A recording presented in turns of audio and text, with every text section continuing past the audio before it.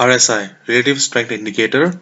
For next couple of classes we will be going through some indicators, because indicators are like our friends.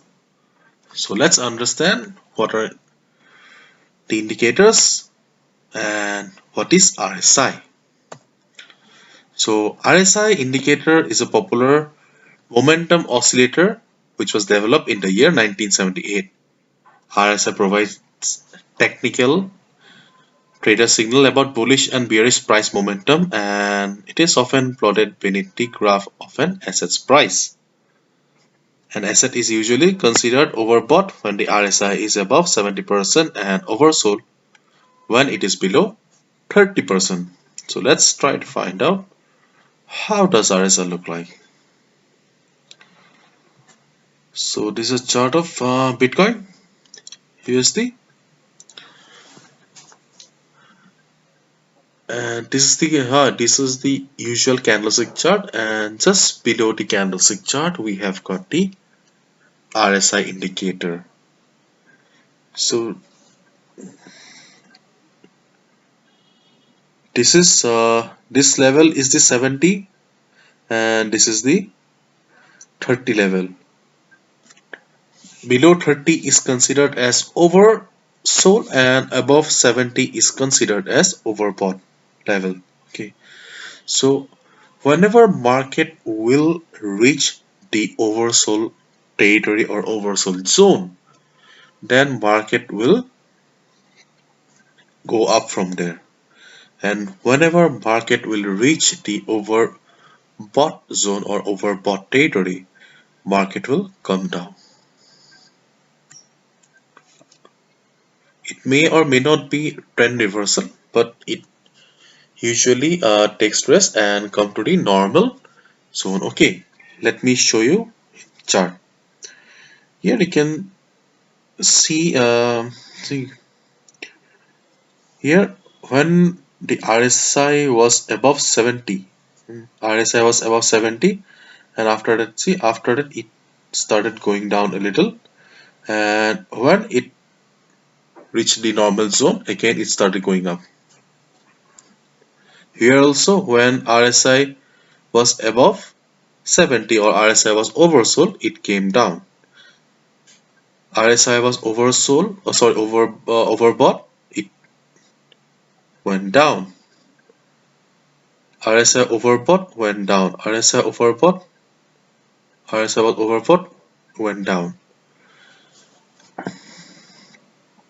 Here also you can see when the it was going nicely, and when it gave us the big red candle, RSI was in overbought zone. As a result, it came down. And see, when RSI was oversold, when RSI was in oversold zone, RSI went up a little. So what did we understand? So we understood that when the market will be in oversold territory, we should look for buying opportunities, and when the market will be in overbought territory, we should be looking for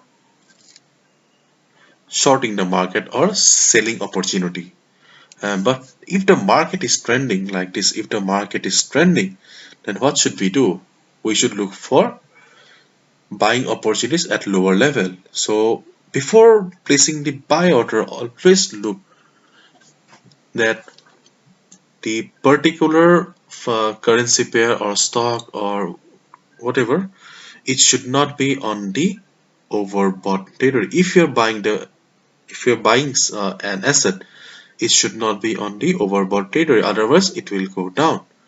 See, suppose if you would have suppose you have no idea about the overbought zone and oversold zones, then suppose if you would have purchased it here, then after a couple of minutes the market would have gone down and your stop loss would have been hit probably, and after that the market again resumed its usual trend. So it would have been devastating for you. It's not it. So whenever you'll be placing the buy order, always look for the overbought and oversold zone. If possible, try to place the order at or just above the oversold zone, and if possible, try to avoid buying at overbought zone and selling the market at oversold zone. Suppose after seeing this big red candles, you would have short the market. You would have made a huge loss, because if you have short the market was in oversold zone, and as market was in oversold zone, it bounced from here. So you should not short the market when market is in oversold zone, and you should not buy or try to avoid buying when market is in overbought zone. Okay, let's take another example. Okay, fine. See, market gave a huge rally from where? From the oversold zone. Market gave a huge rally from the oversold zone. When market was in oversold zone, see, market was falling. If you would have short the market here, and you would have made a huge loss, because from here, just look at the size of the candles. Oh my god. Okay, so it is advisable to buy when the market is in oversold zone, and if the with the help of confirmation. Suppose you are trading, and how will you take the confirmation? Let's consider this example only. Market is falling. After that, market has reached the oversold territory or oversold zone, and after that, when you see that, okay, market has made a big red candle, means yes, it's time for reversal, and you can easily go ahead and place the buy order here. Same here also. After seeing this doji and this price rejection, you can place the buy order here. You can place the buy order here when you saw the, or after seeing the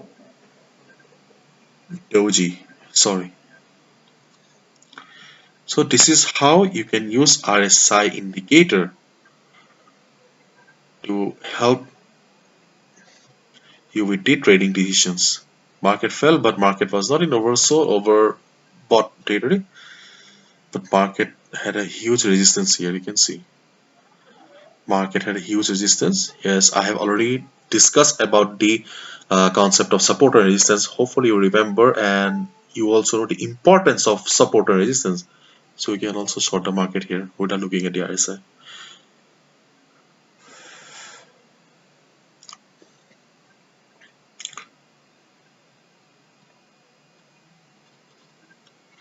So the main implication of RSI you have understood, I guess. Do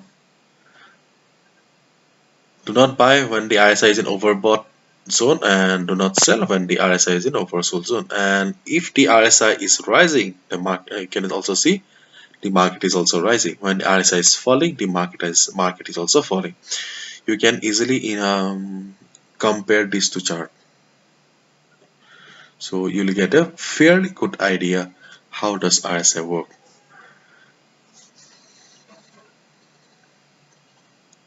See, when market is going up, RSI is also going up. When market is going down, RSI is also going down. This is how RSI works. RSI is probably the most popular indicator, or one of the most popular indicator used by traders all over the world.